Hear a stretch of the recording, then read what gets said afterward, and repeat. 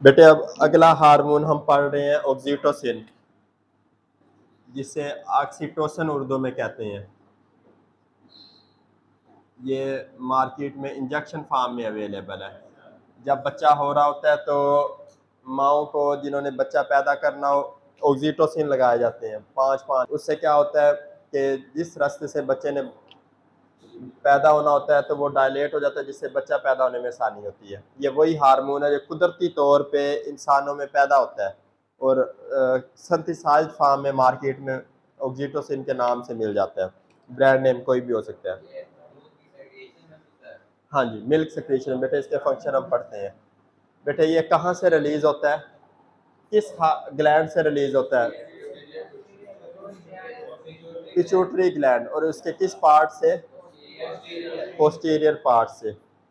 It is the hormone of posterior پیچوٹری gland. ٹھیک ہو گیا؟ Posterior پیچوٹری gland کا ہارمون ہے یہ۔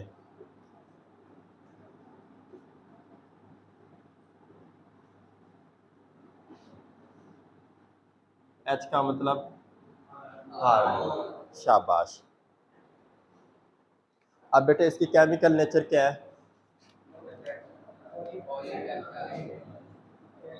اور پچھلا شاباش، پولی پیپٹائڈ اس کی نیچر ہے، اور امینو ایسڈ کتنے ہیں اس میں؟ بیٹی آپ بتاؤ کتنے اس کے امینو ایسڈ ہے اس میں؟ کتنے امینو ایسڈ ہیں؟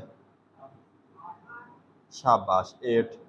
یہ بیٹے ایم سی کیوز کے طور پہ آ سکتا ہے۔ ہاں، اب بیٹے اس کے ایکشن، بیٹے اس کے کیا کچھ کام ہو سکتے ہیں آپ کی نظر میں؟ ڈائلیشن آف یوٹرس، اور شاباش جو مائیں دودھ پلاتی ہیں ملک انجیکشن، اور فرٹیلائزیشن، شاباش، اور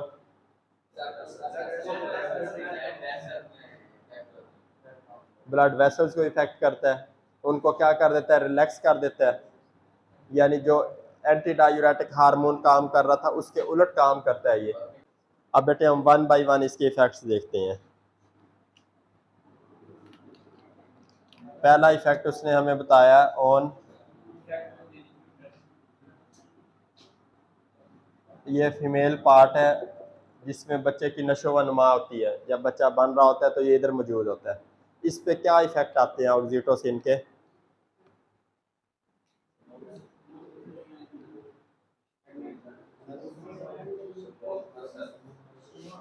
یہ کیا کرتا ہے؟ Contraction of smooth muscles of uterus, ٹھیک ہے۔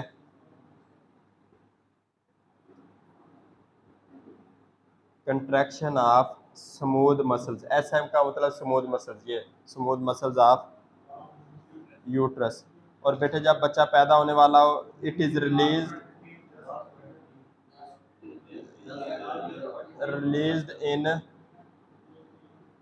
Large quantities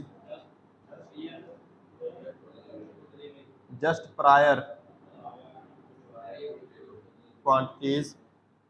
prior to delivery. Delivery کہتے ہیں بچہ پیدا ہونا، ڈلیوری سینٹر بنے ہوتے ہیں آج کل نا ہسپتالوں میں جہاں بچے کی پیدائش ہوتی ہے۔ اب بیٹے ایم سی کیوز آ جائے۔ when concentration of oxytocin is maximum in a female, at which time concentration of oxytocin is maximum in females? just prior to delivery، بچہ پیدا ہونے سے پہلے میکسیمم اس کی اماؤنٹ موجود ہوتی ہے، یہ قدرتی طور پہ۔ اگر فرض کریں یہ ریلیز نہ ہو، ایک عورت بالکل صحت مند ہے، بچے کی پوزیشن نارمل ہے، اور یہ آکسیٹوسن ریلیز نہیں ہو رہا، کیا مسئلہ آئے گا؟ اس سے سموتھ مسلز ہیں یوٹرس کے، ان کی کنٹریکشن ہوگی نہیں تو بچہ باہر بھی آئے گا، اس کا پھر کیا کرنا پڑے گا؟ سی سیکشن، جسے سیزیرین کہتے ہیں۔ اچھا، دوسرا دوسرا بیٹے ایفیکٹ کیا ہے؟ ملک انجیکشن.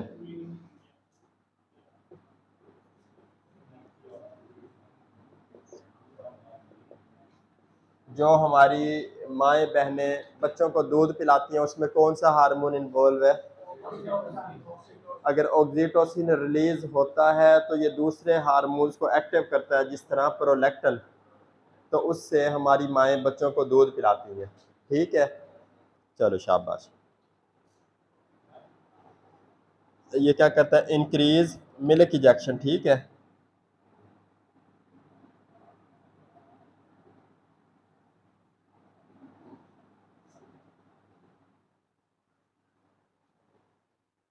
اور تیسرے نمبر پہ فرٹیلائزیشن. بیٹے فرٹیلائزیشن کیا چیز ہوتی ہے؟ ہاں جی، ہاں بڑھوت فرٹیلائزیشن، ہاں بڑھوتری کہہ سکتے ہیں.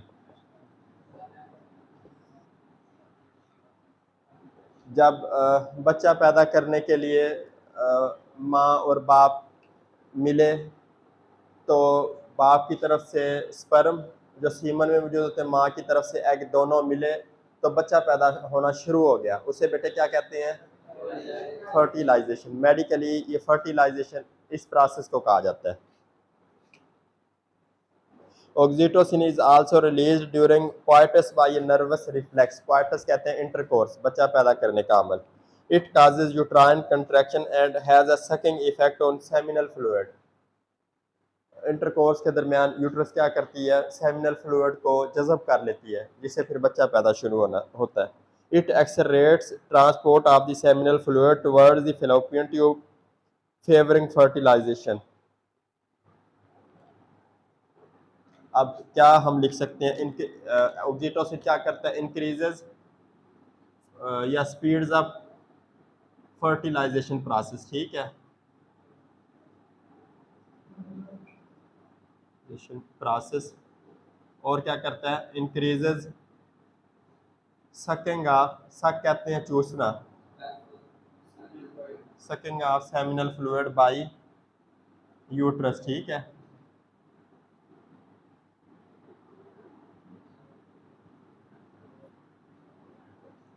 ٹھیک ہو گیا. اب اگلا ایفیکٹ کس چیز پہ بتایا ہے؟ ایفیکٹس آن بلڈ ویسلز.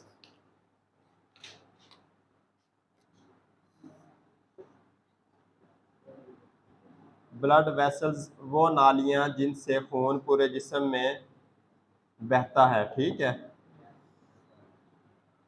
اس کا کیا ایفیکٹ آتا ہے بلڈ ویسلز پہ؟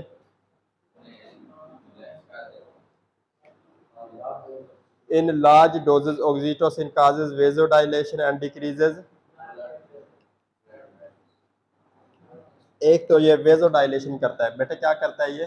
ویزو ڈائلیشن یعنی خون کی نالیوں کو پھیلا دیتا ہے. شاباش. ویزو ڈائلیشن، ویزو کہتے ہیں بلڈ ویسلز کو. اور کیا کرتا ہے؟ بلڈ پریشر کو ڈیکریز کر دیتا ہے، کم کر دیتا ہے. بیٹا یہ نشان ہے ڈیکریز کرنے کا، یہ میں آپ کی اپنے وقت کے بچاؤ کے لیے لکھتا ہوں. اب ایک چیز تو ہم نے پڑھ لی کہ بچہ نارمل نہ ہو رہا ہو، ماں بالکل ٹھیک ہو، بچے کی پوزیشن ٹھیک ہو، آکسیٹوسن اسے لگا دو، بچہ نارمل ہو جائے گا. لیکن اب ہم اس کا ایفیکٹ پڑھ رہے کہ یہ بی پی لو کرتا ہے. پہلے ہی قدرتی طور پر بچہ پیدا ہونے سے پہلے آکسیٹوسن ہائر لیول پہ ہوتا ہے، اور فرض کریں عورت میں کم ہے، کسی میں نارملی، تو ہم نے آکسیٹوسن باہر سے انجیکشن فارم میں لگا دیے، 5 لگا دیے، تو کیا خطرہ ہے؟ اور اللہ نہ کرے بی پی ڈاؤن ہو جائے، کیا ہوگا؟ موت کی طرف بڑھ سکتا ہے، بندہ مر جاتا ہے. یہ جو لوگ جو نشہ دیتے ہیں، اینستھیزیالوجسٹ کہتے ہیں، ہمارے تو ادھر کوئی موجود ہی نہیں ہے نا، یا نشہ ٹھیک دیا جاتا ہے، وہ اس طرح نہ انہیں پتہ ہی نہیں چلتا. کوئی نئے ڈاکٹر آتے ہیں نا، وہ بچہ نہیں ہو رہا، آکسیٹوسن جی 10 لگا دو، وہ کیا ہوتا ہے؟ بی پی ڈاؤن، اور عورت ایکسپائر، میڈیکلی ایکسپائر کہتے ہیں اسے، مر جاتی ہے. ٹھیک ہے ماجد؟ ہاں. تو یہ بیٹے ساری چیزیں ہم نے رسک بینیفٹ ریشو دیکھنی ہوتی ہے کہ اب ہم اگر آکسیٹوسن لگا رہے ہیں اس کا فائدہ کیا ہے، ऑक्सीटोसिन नहीं लगा रहे, उसका नुकसान क्या है? अब एक औरत का पहले ही बीपी लो है, उसका बच्चा नॉर्मल नहीं हो रहा, अब हमें पता है इसे एक ऑक्सीटोसिन का भी इंजेक्शन लगाया तो क्या होगा, औरत ख़त्म, बीपी लो। तो उसका हल क्या है हमारे पास? सी सेक्शन या सिजेरियन जिसे कहते हैं। ठीक है, चलो शाबाश। अब बेटे पिट्यूटरी ग्लैंड पे क्या इफेक्ट है इसके? नंबर 5,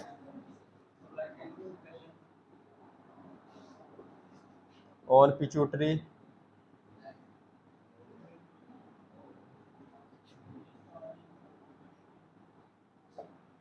ठीक है, it causes prolactin secretion, inhibits ADH secretion. बेटे वो एडीएच क्या कर रहा है? एंटी डायूरेटिक हार्मोन क्या कर रहा है? वो ब्लड क्या कर रहा है? ब्लड प्रेशर हाई कर रहा है, लो कर रहा है?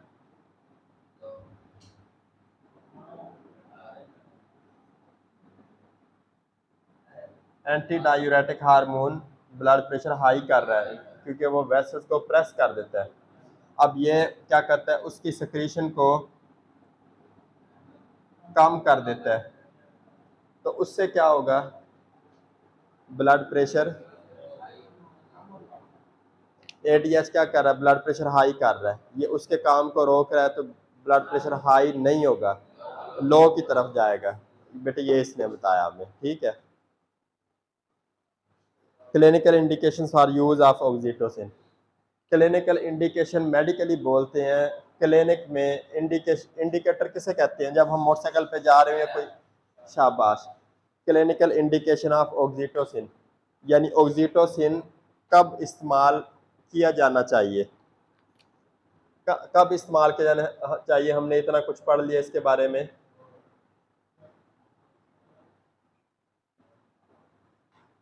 जुल्फकार बताएं कब कब इस्तेमाल होना चाहिए? क्लिनिकल इंडिकेशंस ऑफ ऑक्सीटोसिन बेटे कब? जब लेबर इंडक्शन, लेबर किसे कहते हैं?